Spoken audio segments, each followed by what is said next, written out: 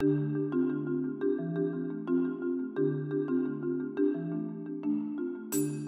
a real privilege. You get to go to places that you'd never dream of going to otherwise. I would never have dreamt of going to Congo on my own, and they look after you extremely well. The organisation is excellent, and the security provision is second to none. We've been working with two Anglican churches, one in Bukavu and one in Goma. In Bukavu we were working mainly with people who had been subject to violence at the hands of rebels, those who live in the jungles and attack passers-by or come into the villages and attack villagers.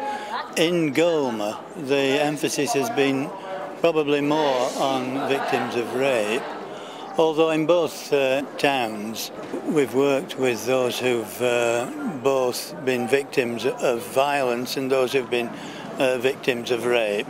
Now we take the sword of the Spirit.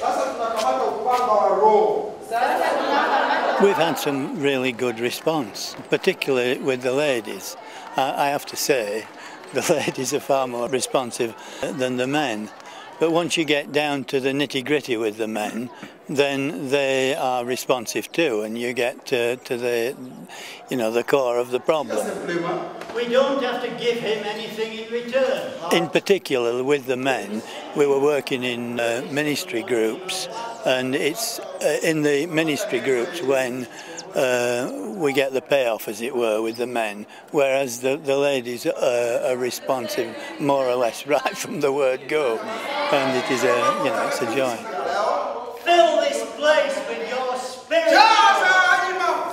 I'd say if God calls you to come, don't delay.